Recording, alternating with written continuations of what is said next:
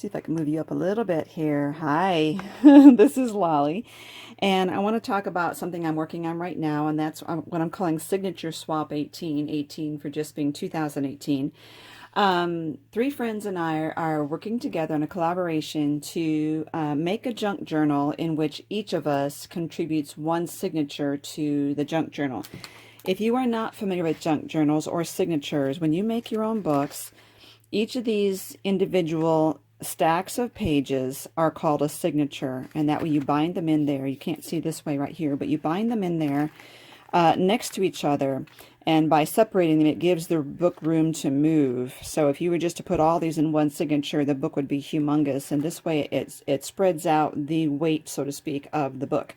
So each of four of us will make one signature. We've agreed on the size, so each signature has sort of like its own little cover there. And oops, that was the front of this one. I was showing you the back. Okay. Anyway, and I will give you underneath here, I'll give you the link to my beginner tutorial for junk journals, so you get an idea of what I'm talking about. So we have decided in our group swap here that we want our covers to be 4.5 wide by 6 inches tall. And again, this is the cover for the signature. So once you have all the signatures, you will need to make the whole junk journal cover a little bit bigger than that in height and width. So in order to make this 6 inches tall and 4.5 inches wide, we need to double the width so that it will fold over and be 4.5 inches wide. So I need 9 inches by 6. And the beauty of that is now I can get two covers in one 12-inch piece of paper. So I was looking through my cardstocks to see what I had because I want to make 4 of these, one for each of my 3 friends and one for myself. And I would like to use the double-sided paper, so I'm trying to decide between this one and I don't know if I can get any more of these. This is the only other one that I have 2 of that would probably work, and this one it's cute too, but I really like this one even though it's not double-sided. So I might just go ahead with this one since it is appealing to me the most. So I'm going to cut it right across here. It's 6 inches down, and then I will need to make the width of this 9 inches. Now, I just had a thought, so I need to move this over while I'm talking here. And that, instead of cutting these off at 9, I'll show you what I'm thinking.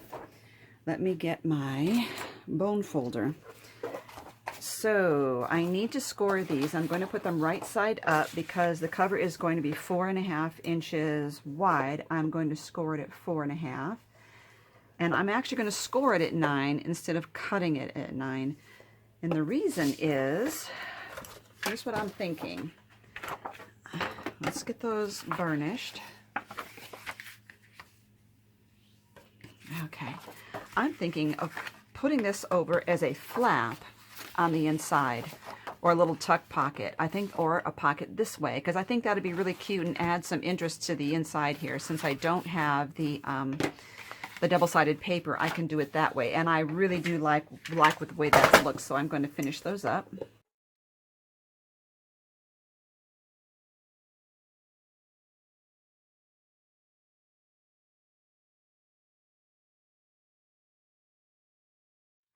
So now I have all 4 of the covers for the signatures done. I just need to work on the pages, and I think we've decided we would put 6 pages in there, and when you fold 6 pages in half, it becomes 12. So 6 sheets, it will become 12 pages. Now that I have those all made, I do want to glue this down and make a flap, and I had to think about it for a while, so I kind of went away. I am going to leave just the top open, but I think I want to, let me get a circle punch. I do want to put a little notch in here in the top here using a circle. This is a 1 inch, I think. Just kind of eyeball it there like that.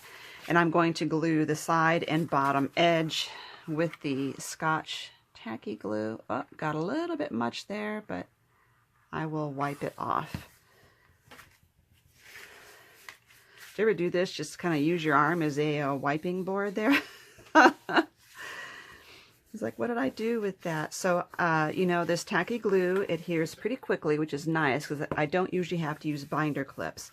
So now what I have is this pocket right here, and I have gone through my papers and cut out this, which is a little strip there, and I wrote from Lolly 2018, and I punched a hole in here using the 3/16 inch punch on this Crop-A-Dile Big Bite. I have these large, well, they're like a flat eyelets, goodness, large ones. So I put that in through the front. I have this set where the top one is A and the bottom, if I can see it, is 2. So I have it set at A2. Okay, and if you don't know how to use your Crop-A-Dile, I will give you the link down below on how to use that, because you tend to lose our, instructions that come with these things. So now that is sealed there. I'm going to use this piece of lace here, and I'm just cutting strips off of it. Let me get my titanium scissors. I really like these. I'm just cutting these in strips this way so that they will fit through the loop here.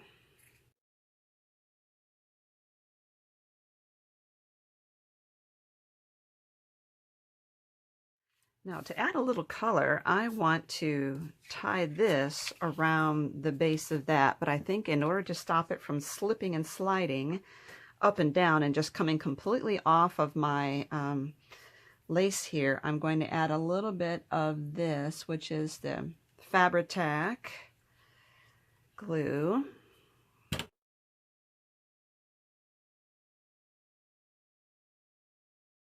Pulling these out so my ends will be a little longer. Okay, now I want like something on this here. So I have these stamps that I got last year on sale after Valentine's, and they are Recollections brand.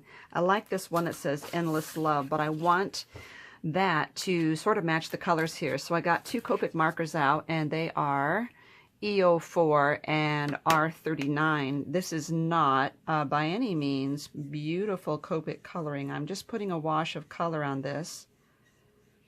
And I'm not really looking for the whole blending technique so much right now as I am just getting these 2 colors involved in the process, just to add some interest and match the colors that I have going on in this. And I'm pulling some of the dark color in here. It won't be a perfect blend because I'm not going to spend that much time working on it. I'm just pulling some of the dark color into the center here.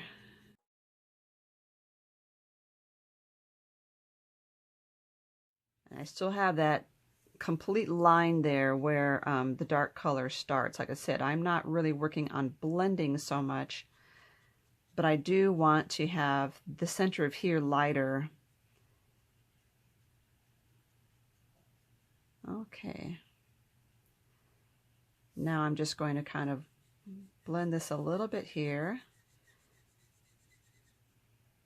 There. So you see it still is lighter in the center. And I have this punch, which is 1.5.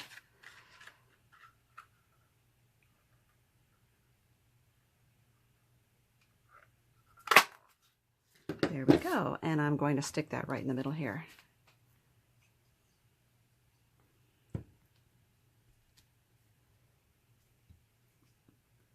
And that just adds a little bit of interest to this little bookmark here. And this is probably good enough to touch. So as you see now, this will slide right into there like that. And that'll be part of my signature right there. Okay, I have all 4 of these made. And again, they're the covers. I'm going to work on the papers in another video. But now I do want to put something on the cover here, and I have cut out 4 of the little sayings from this paper pack I'm using from Recollections. So they're all different, so these won't be identical covers. And I did use a little bit of the black soot distress ink around them off camera just to save time. I'm going to put this a little crooked on purpose. And then I have used a hole punch of a heart, and this is really old. This was an old Family Treasures brand, I think. Just to add a few little hearts here and there and sprinkle those around. And I have this burgundy color, and I have this black and white. This is from Bo Bunny. I also have this. I punched these out, but I don't think it's going to really show up on this one particularly. So I'm going to set that aside just for a minute while I work on these.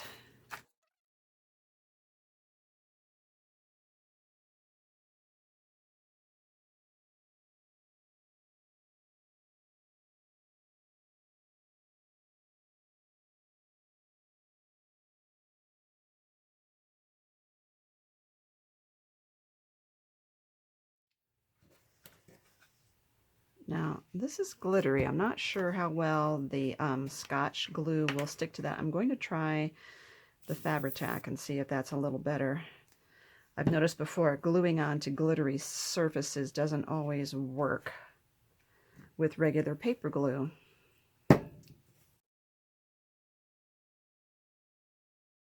Okay, now the other thing I wanted to do is put a little trim on the side here.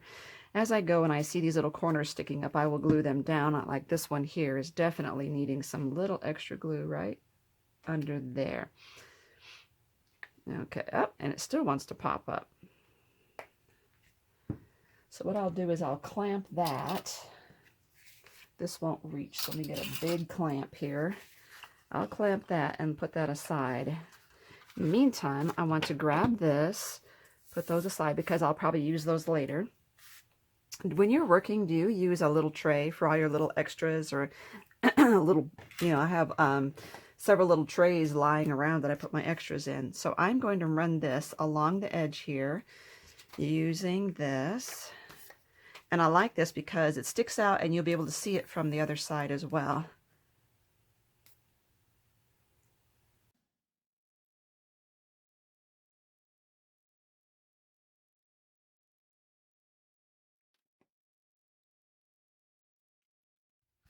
Now, it helps to turn it over, and that's when you really can tell if you've got it even on there.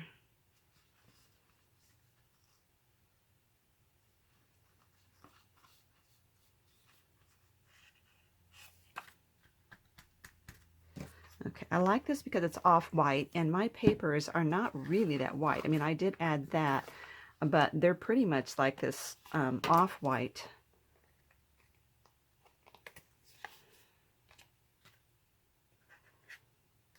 Okay, now off camera, I'm going to finish putting this on the other three.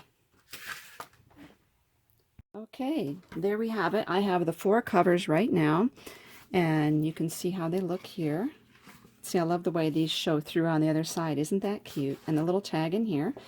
And then in my next video, I will work on assembling the papers to go with these, and you'll be able to see that process there.